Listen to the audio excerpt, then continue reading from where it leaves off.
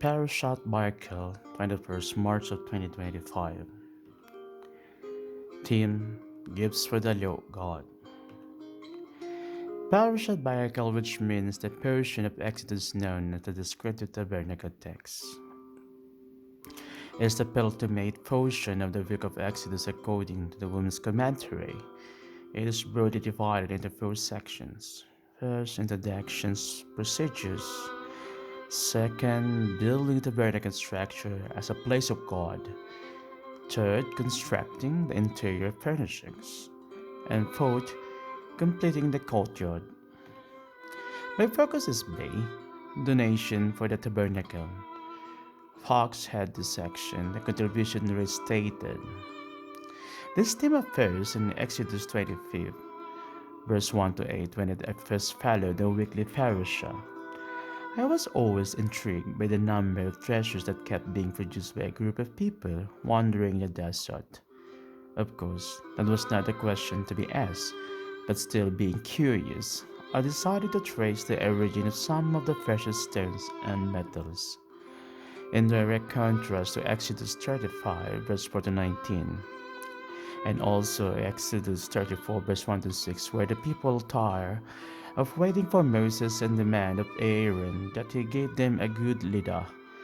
He instructed them, break off the gold rings that are on the ears of your wives, your sons, and your daughters, and bring them to me.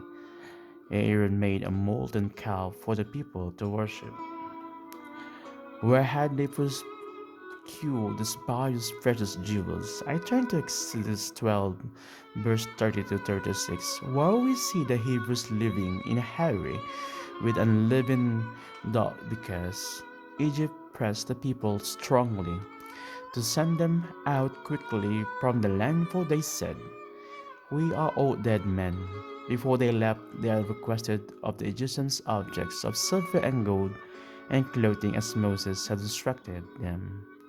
The Egyptians allowed the Hebrews to strip them of everything of value, like taking the spoils of war. I feel the Egyptians were only too glad to give the fleeing slaves everything it meant they would leave Egypt for good. There are hints of the treasures that the people would receive in Exodus 3 to 21 to 22, which is what Moses relates to the elders concerning what the Lord, the God of Abraham, Isaac, and Jacob told him.